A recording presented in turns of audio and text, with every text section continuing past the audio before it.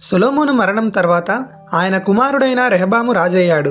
అయితే సొలొమోను కాలంలో ప్రజలు భారీ కట్టడాల కోసం చాలా కష్టపడ్డారు, ఎక్కువ పన్నులు చెల్లించారు.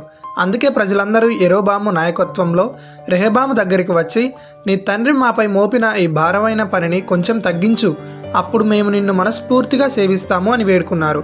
రెహబాము ఈ నిర్ణయం తీసుకోవడానికి 3 రోజుల సమయం కోరాడు. మొదట ఆయన తన తండ్రి దగ్గర పనిచేసిన అనుభవజ్ఞులైన పెద్దలను అడిగాడు. వారు, నీవు ఈరోజు ప్రజలకు సేవకుడిగా ఉండి దయగా మాట్లాడితే వారు నీకు ఎప్పటికీ నమ్మకంగా ఉంటారు అని చెప్పారు. కానీ రెహబాము ఆ మాటలు నచ్చలేదు. ఆయన తనతో పాటు పెరిగిన అహంకారి అయిన తన స్నేహితులను అడిగాడు. వారు, నీవు ప్రజలకు భయం నేర్పాలి, నా తండ్రి నిన్ను చబుకులతో దండిస్తే నేను నిన్ను తేళ్లతో దండిస్తాను అని గద్దించు అని చెడు సలహా ఇచ్చారు.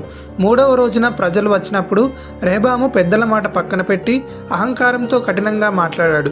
ఆ మాటలు విన్న ప్రజలు ఒక్కసారిగా తిరుగుబాటు చేశారు. దావీదు వంశంతో మాకు సంబంధం లేదు అని నినదిస్తూ 10 గోత్రాల ప్రజలు విడిపోయి యెరోబామును తమ రాజుగా చేసుకున్నారు. కేవలం 2 గోత్రాలు మాత్రమే రెహబాము వైపు మిగిలాయి. ఒకప్పుడు ప్రపంచాన్ని శాసించిన ఇశ్రాయేలు సామ్రాజ్యం రెహబాము తీసుకున్న ఒక తప్పుడు నిర్ణయం వల్ల 2గా విడిపోయింది. దేవుడు ముందే హెచ్చరించినట్లుగా రాజ్యంలో ఐక్యత నశించింది. అయితే దీని ద్వారా మనం నేర్చుకునే నీతి ఏంటంటే, అహంకారం పతనానికి దారి తీస్తుంది. అనుభవజ్ఞుల సలహాలను విస్మరించి కఠినంగా ప్రవర్తించే నాయకుడు తన ఐశ్వర్యాన్ని, రాజ్యాన్ని రెండింటినీ కోల్పోతాడు. మరో ముఖ్యమైన నీతి ఏంటంటే, సేవ చేసేవాడే నిజమైన నాయకుడు.